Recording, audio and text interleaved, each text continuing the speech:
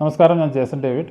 കഴിഞ്ഞൊരു വീഡിയോയിൽ നമ്മൾ കപാലയെ പറ്റിയിട്ട് പ്രതിപാദിച്ചിട്ടുണ്ടായിരുന്നു. കപാലയെ പറ്റി നമ്മൾ സംസാരിച്ചിട്ടുണ്ടായിരുന്നു. കപാല എന്താണെന്നും ആ ശാസ്ത്രം എന്താണെന്നൊക്കെ പറഞ്ഞിട്ടുണ്ടായിരുന്നു. അതെല്ലാവരും കണ്ടിരിക്കും. ഈ ഒരു വീഡിയോയിൽ ഞാൻ പറയാൻ പോകുന്നത്, കാരണം ഈ ഒരു സയൻസിനെ പറ്റി പറയുമ്പോൾ, ഞാനിപ്പോൾ ചെയ്യുന്നൊരു ഇത് കപാല ന്യൂമറോളജിയെ പറ്റി പറയുമ്പോൾ ആദ്യമായിട്ട് പറയേണ്ടത് എൻ്റെ അച്ഛനെ പറ്റിയിട്ടാണ്. കാരണം ഇന്ന് ഈ ഒരു ശാസ്ത്രം ചെയ്യാൻ എന്നെ പ്രാപ്തനാക്കിയത് എൻ്റെ അച്ഛനാണ്. അദ്ദേഹമാണ് എൻ്റെ ഗുരു. അച്ഛൻ്റെ പേര് ഡേവിഡ് വത്സൻ എന്നാണ്. അദ്ദേഹം കോഴിക്കോട്ടുകാർക്ക് വളരെ സുപരിചിതനാണ്. കാരണം അദ്ദേഹം വളരെയധികം പ്രശസ്തനായിരുന്നു. അദ്ദേഹം വളരെ പ്രവചനങ്ങൾ നടത്തിയിട്ടുണ്ട്.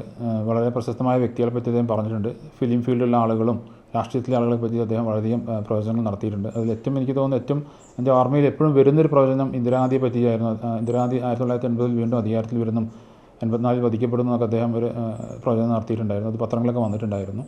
അദ്ദേഹം കോഴിക്കോട് വളരെ പ്രശസ്തനായിരുന്നു. അച്ഛനെ പറ്റി പറയുകയാണെന്നുണ്ടെങ്കിൽ, അദ്ദേഹം എഡ്യൂക്കേഷൻ ഡിപ്പാർട്ട്മെൻറ്റിലെ ഒരു ഉദ്യോഗസ്ഥനായിരുന്നു. പക്ഷേ വളരെ ചെറുപ്പത്തിൽ തന്നെ അദ്ദേഹത്തിന് ഇങ്ങനെയുള്ള ശാസ്ത്രങ്ങളോട് വളരെയും താല്പര്യം ഉണ്ടായിരുന്നു. ഏകദേശം ഒരു 14 വയസ്സ് മുതൽക്ക് തന്നെ അദ്ദേഹം ഈ ഒരു ശാസ്ത്രത്തിനോട് താല്പര്യം കാണിച്ചിട്ടുണ്ടായിരുന്നു. അതിനൊരു പ്രത്യേക കാരണമുണ്ട്.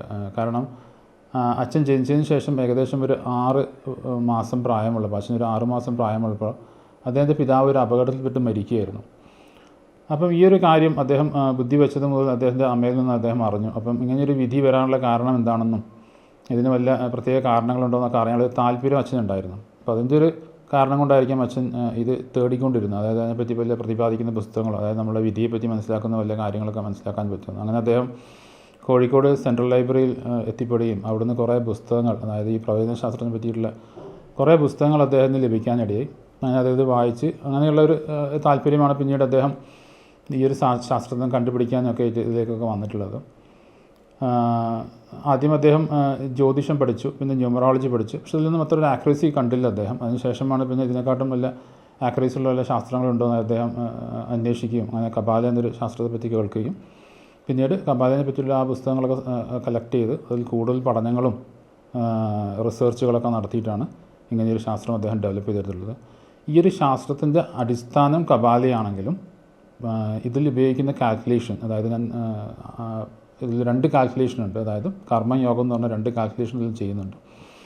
അത് പൂർണ്ണമായും എൻ്റെ അച്ഛൻ വളരെ വർഷങ്ങളുടെ ഒരു കഠിന പ്രയത്നം കൊണ്ട് അദ്ദേഹം സ്വന്തമായിട്ട് ഡെവലപ്പ് ചെയ്തെടുത്താണ്. ഇതേപോലെ തന്നെ ശരിക്കും ഈ കപാല സയൻസിൽ ശരിക്കും 22 വരെയുള്ള അക്കങ്ങൾക്ക് ചിഹ്നങ്ങൾ കണ്ടുപിടിച്ചിട്ടുള്ളൂ.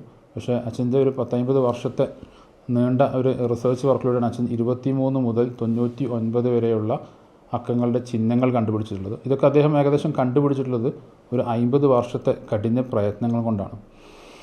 അപ്പോൾ എന്തായാലും അദ്ദേഹത്തിന് വലിയൊരു ആഗ്രഹമായിരുന്നു അദ്ദേഹത്തിൻ്റെ മരണശേഷവും ഈ ഒരു ശാസ്ത്രം നിലച്ചു പോകരുത്, ഇത് മുന്നോട്ട് കൊണ്ടുപോകണം എന്നുള്ളത്. അപ്പം അദ്ദേഹത്തിൻ്റെ അടുത്ത് ഞാനിത് ഏകദേശം എൻ്റെ ഒരു SLC ഞാൻ കഴിഞ്ഞത് മുതൽ തന്നെ ഈ ഒരു ശാസ്ത്രം ഞാൻ പഠിക്കാൻ തുടങ്ങിയിട്ടുണ്ട് അദ്ദേഹത്തിൻ്റെ അടുത്ത്.